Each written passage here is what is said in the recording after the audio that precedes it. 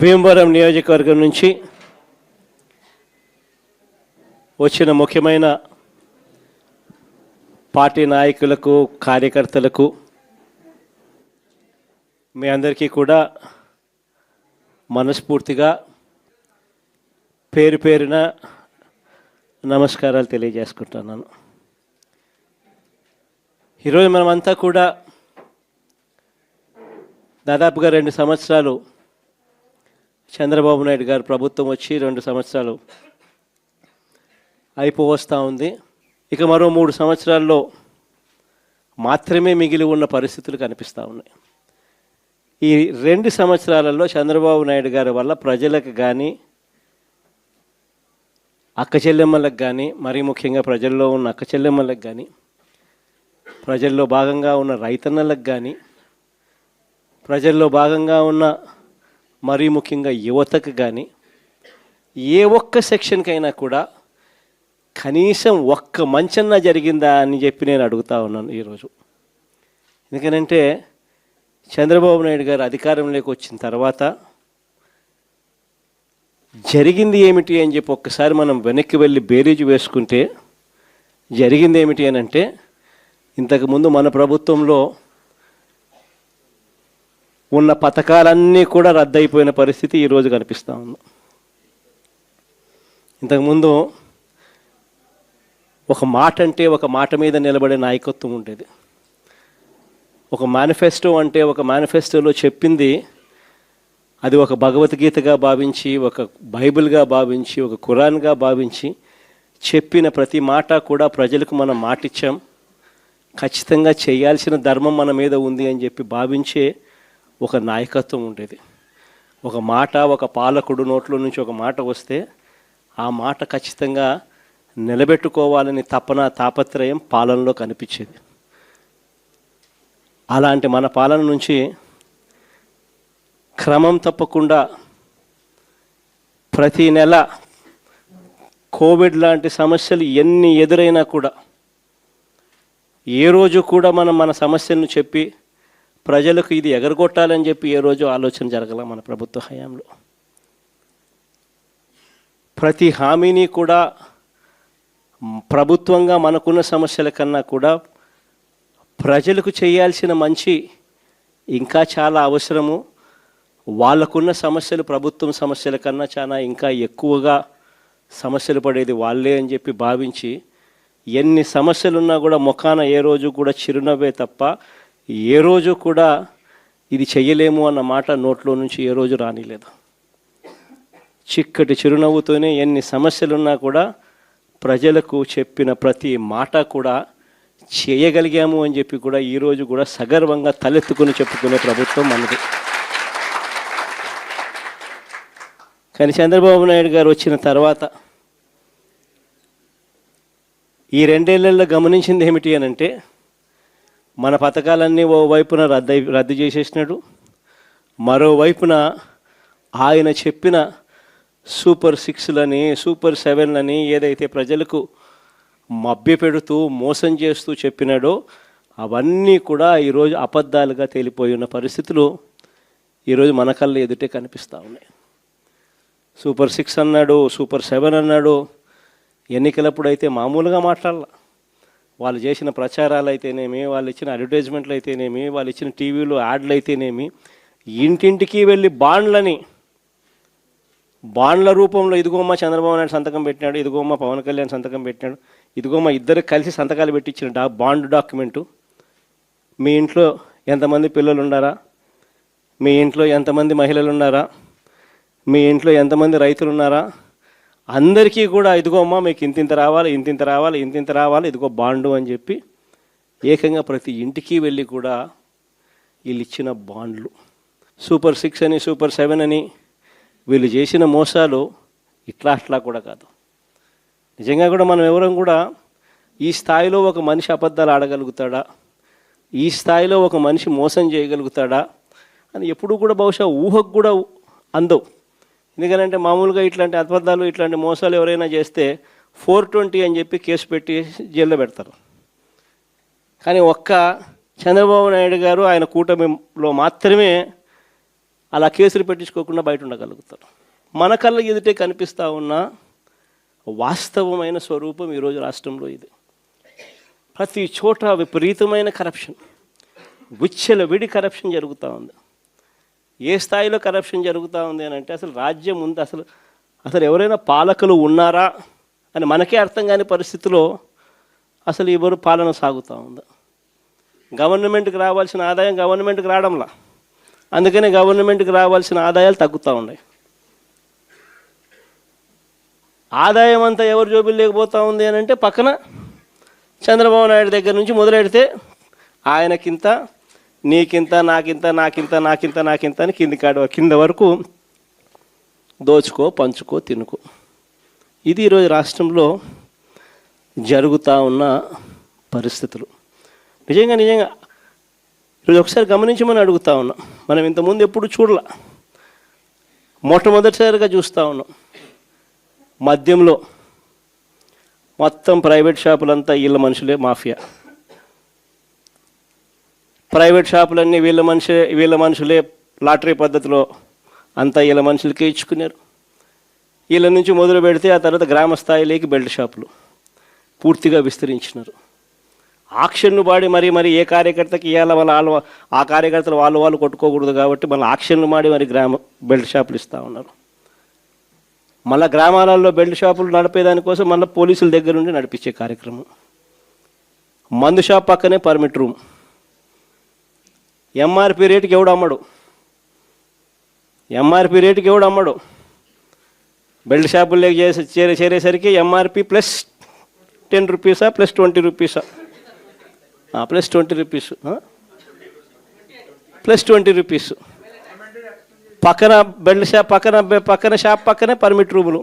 ఆడైతే ఏకంగా పెగ్గులే. అంతటితో కూడా సరిపోదు అన్నట్టుగా ఏకంగా ప్రతి 4-5 బాటిళ్ళకు ఒక కల్తీ బాటలు. గవర్నమెంట్కి మామూలుగా రావాల్సిన ఆదాయాలు రాకుండా ఎలా పక్కదావ పడతా ఉన్నాయో చూడండి. ఇసుకేమో మన హయాంలో సంవత్సరానికి 750 కోట్లు ఇసుకలో గవర్నమెంట్కి ఆదాయం వచ్చేది. 5 ఏళ్ళు కలిపి దాదాపుగా 3500 కోట్లు రాష్ట్ర ప్రభుత్వానికి ఆదాయం వచ్చేది ఇసుకలో. ఈరోజు ఇసుక అనేది ఫ్రీ అంటారు. ఎక్కడైనా ఇసుక ఫ్రీ జరుగుతుందా? పూర్తిగా దోచేసుకోవడమే. ఎక్కడ చూసిన మిషన్లు, ఎక్కడ చూసిన లారీలు, ఎక్కడ చూసిన టిప్పర్లు దోచేసుకుంటా ఉన్నారు. ఇసుక రేటు చూస్తే మనకన్నా డబుల్ రేటుకి అమ్ముతూ ఉన్నారు. మన ప్రభుత్వ హయాంలో అమ్మిన దానికన్నా డబుల్ రేటుకి అమ్ముతూ ఉన్నారు. రాష్ట్ర ప్రభుత్వానికి రావాల్సిన ఆదాయం 0. సిలికా, క్వాడ్సు, లాటరైటు, మీ ఇష్టం, ఏ మినరల్ అయినా ఏదన్నా వేసుకో, అన్నిట్లోనూ లూటి. రాష్ట్ర ప్రభుత్వానికి సంబంధించిన ఆదాయాలు రాష్ట్ర ప్రభుత్వానికి రావు. మొన్న సంక్రాంతికి అయితే హైలైట్. నిజంగా అసలు ప్రభుత్వమా జంగల్ రాజ్యమా ఇదే అని చెప్పి అనిపించే విధంగా జరిగింది. నిజంగా జంగల్ రాజ్యం అనేది మామూలుగా ఎప్పుడు చూసిండం మనం. నిజంగా నాగరిక ప్రపంచంలో మనం ఉన్నామా అన్నది క్వశ్చన్ మార్క్ అనిపించే విధంగా సంక్రాంతి అనేది చేసినారు వీళ్ళు. ఎంత దారుణం అంటే అసలు ఆ వీడియోలు చూస్తూ ఉంటే, ఆ సోషల్ మీడియాలో వైరల్ అవుతా ఉన్న వీడియోలు చూస్తూ ఉంటే ఆశ్చర్యం కలిగిస్తూ ఉంది. మొబైల్ రికార్డింగ్ డ్యాన్సులు, మొబైల్ బండ్లలో కొత్తపేటలో రికార్డింగ్ డ్యాన్సులు, రోడ్డు మీద రికార్డింగ్ డ్యాన్సులు పెడతా ఉంటే మనుషులందరూ పరిగెత్తా ఉన్నారు. పాటలు చూస్తే తాగురా తాగి చిందేయరా అని. రికార్డింగ్ డ్యాన్సులు, దారుణమైన స్థాయిలో రికార్డింగ్ డ్యాన్సులు. మొబైల్ వ్యాన్లలో ఏకంగా లిక్కరు, మొబైల్. అసలు ఏ స్థాయిలో జరిపినారని అంటే ప్రతి నియోజకవర్గంలో ఆక్షను. ఇవన్నీ చేయడానికి ఆక్షను. మా పులివెందులలో కూడా 3 కోట్లకు కంటెస్ట్ చేసిన ఎమ్మెల్యే 3 కోట్లకు అమ్ముకున్నాడు. వీళ్ళు ఎక్కడెక్కడి నుంచో వచ్చి అక్కడ సెటప్ చేస్తారు. 9 సెంటర్లలో 8 సెంటర్లలో పెట్టుకుంటారు టికెట్లు దోచేయడము. ఆశ్చర్యం ఏంటంటే ప్రభుత్వం దగ్గర నుండి చేయిస్తుంది. ఎమ్మెల్యేలకింత, చంద్రబాబుకింత, లోకేష్కింత, అందరూ పంచుకోవడం, పోలీసులకింత. అసలు ఇటువంటి పరిపాలన, ఇటువంటి పరిస్థితి ఎప్పుడు కూడా చూడలే. ఏ స్థాయిలోకి వెళ్ళిపోయిందనంటే ఈ జంగల్ రాజ్యం అనేది నిజంగా అనుకుంటేనే ఆశ్చర్యం కలిగించే విషయం. ఓ డిఎస్పీ అనేవాడు మైక్ పట్టుకుంటాడు, యూనిఫామ్లో ఉన్నాడు, మైక్ పట్టుకున్నాడు, ఊపేయి కుదిపేయి అంటాడు. డిఎస్పీనా అసలు ఇది ఏం మనిషి వేయడని చెప్పి అర్థం కావడం అసలు. అంటే భీమవరం మీటింగ్లోనే అసలు ఇది ఇది ఇది నిజంగా సమాజంలో ఉన్నామా లేమా, అసలు ఏం జరుగుతూ ఉంది? జంగల్ రాజ్యం అంటే ఇది కాకపోతే ఇంక ఏ రాజ్యం ఇది అని చెప్పి ఆశ్చర్యం కలిగించే విషయాలు. నిజంగా ఈ బరితెగింపు అన్నది, ఈ విచ్చలవిడితనం అన్నది నిజంగా ఏ స్థాయికి వెళ్ళిపోయిందనంటే, చంద్రబాబు నాయుడు గారి ఎమ్మెల్యేలు, చంద్రబాబు నాయుడు గారికి సంబంధించిన వాళ్ళంతా ఏ స్థాయిలోకి వెళ్ళిపోయినారంటే, నిన్న 20 పేపర్లో చూసినాం. కోడూరు ఎమ్మెల్యే ఆరవ శ్రీధర్, అదే మనిషేనా అసలు ఇది ఎమ్మెల్యేనా అని అనిపిస్తుంది నాకు. అసలు ఈ ఆరవ శ్రీధర్ అనేవాడు ప్రభుత్వ ఉద్యోగి అయిన ఒక అమ్మాయిని భయపెట్టి, బెదిరించి, రేపు చేసి, హెరాస్ చేసి, స్వయంగా ఆ అమ్మాయి తనకు జరిగిన అన్యాయాన్ని కూడా ఏకంగా సాక్ష్యాలు ఆధారాలతో సహా బయట పెట్టింది. ఆముదాల వలస ఎమ్మెల్యే ఇంకోడు కూన రవికుమార్. ఈయన గారి వేధింపులు భరించలేక గవర్నమెంట్ స్కూల్ ప్రిన్సిపల్ ఆత్మహత్యా యత్నం చేసుకుంటే ఇప్పటి వరకు చర్యలు లేవు. సతివీడు ఎమ్మెల్యే కోనేటి ఆదిమూలం ఒక మహిళను బలాత్కారం చేసిన చివరికి ఆ అధికారిని ఉపయోగించి ఆ కేసునే క్లోజ్ చేయించుకుంటారు. అది ఎంత దారుణంగా జరుగుతుందనంటే, ఇంకొకడు మంత్రి సంధ్యారాణి పిఏ ఇంకొకడు తనను లైంగికంగా వేధిస్తున్నాడని మరొక ప్రభుత్వ ఉద్యోగి అయిన మహిళ ఫిర్యాదు చేస్తే అతన్ని వదిలేసి ఫిర్యాదు చేసిన ఆయమను జైల్లో పెడతారు. ఆయమ మీద కేసు. ఇంకొకడు గుంటూరు ఈస్ట్ ఎమ్మెల్యే నజీర్ ఇంకొకడు. ఈ మనిషి అశ్లీల వీడియోలు కూడా ఆయనతో మాట్లాడుతున్నాడు, వీడు అశ్లీల వీడియోలు చూస్తూ ఉన్నాడు, వీడు అశ్లీలంగా చేస్తూ. అసలు వీళ్ళు ఎవడు అసలు ఏ ప్రపంచంలో ఉన్న. ఇంకోడు మంత్రి సుభాష్, వాసంశెట్టి సుభాష్ ఇంకొకడు. ఏకంగా అశ్లీల డ్యాన్సులు చేస్తూ ఏకంగా చిందులేస్తానంటారు.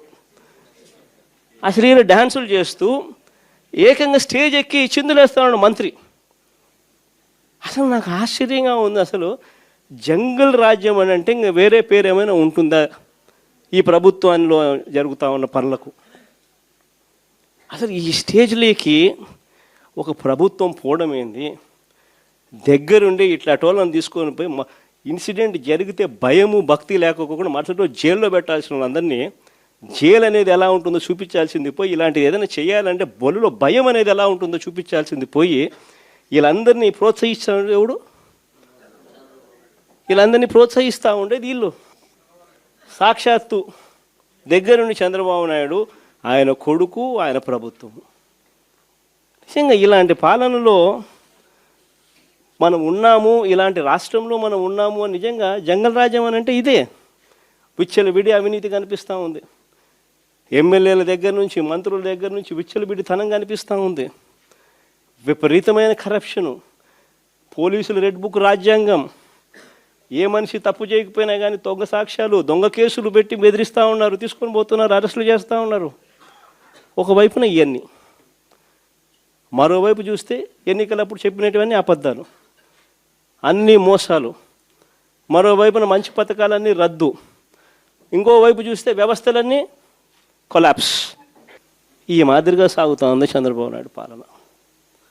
ఇలాంటి దుర్మార్గమైన పాలన మధ్య వైఎస్ఆర్సీపీ కార్యకర్తలు ప్రజల తరపున నిలబడే ఒక గొప్ప యజ్ఞం చేస్తూ ఉన్నారని చెప్పి గర్వంగా చెప్తాను.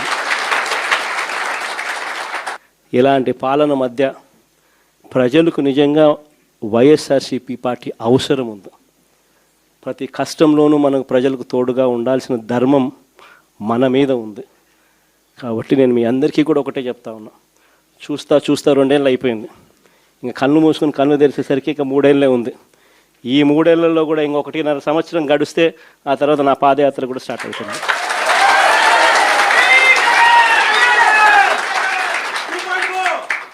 ఒకసారి నా పాదయాత్ర కూడా స్టార్ట్ అయిందంటే ఆ తర్వాత మరో 1.5 సంవత్సరం పూర్తిగా ఇంకా ప్రజల్లోనే దాదాపుగా 150 నియోజకవర్గాల పైచిలకే తిరుగుతాం, ప్రజల్లోనే ఉంటాం.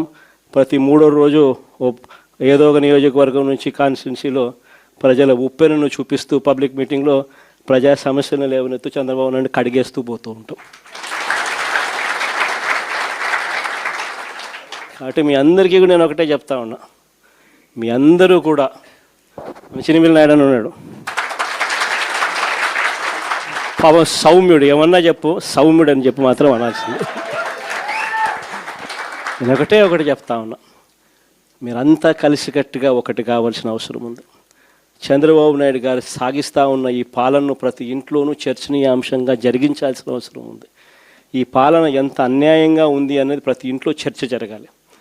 మన ప్రభుత్వ పాలనకు ఈ ప్రభుత్వానికి మధ్య తేడా ఎంతుంది అన్నది ప్రతి ఇంట్లో కూడా చర్చనీయాంశంగా మార్చాలి.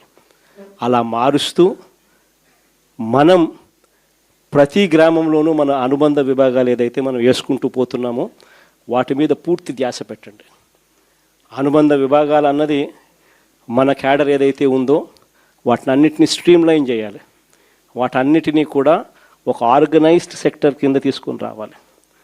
తీసుకొని వచ్చి ప్రతి ఇంట్లోనూ ఈ చర్చనీయాంశం అయ్యేట్టుగా ఈ కార్యక్రమాలన్నీ చేస్తూ చంద్రబాబు నాయుడు గారు చేస్తూ ఉన్న అన్యాయాలకు ప్రజలకు తోడుగా నిలబడే కార్యక్రమం మనం చేయాల్సింది. ఇది మనం చేద్దాం. నేను మీకు హామీ ఇస్తా ఉన్నా, జగన్ 2.0లో మాత్రం ఖచ్చితంగా మీ అందరికీ నేను హామీ ఇస్తా ఉన్నా, కార్యకర్తలదే ప్రథమ స్థానం అవుతుంది. కార్యకర్తల ద్వారానే ప్రజలకు చంద్రబాబు నాయుడుకు మన పాలనకు మధ్య తేడా చూపిస్తూ మంచి జరిగించే కార్యక్రమం కూడా జరుగుతుంది. మంచి చేయాలి అని చెప్పి ఒక నాయకుడిగా తపన ఉన్నప్పుడు పాలన ఎలా ఉంటుంది అన్నదానికి నిదర్శనం మన పాలన అయితే, పాలకుడు అనేవాడు అధ్వానంగా ఉంటే చెయ్యాలనే చిత్తశుద్ధి లేకపోతే పాలన ఎలా ఉంటుంది అన్నదానికి చంద్రబాబు నాయుడు గారి పాలన అద్దం పడుతుంది.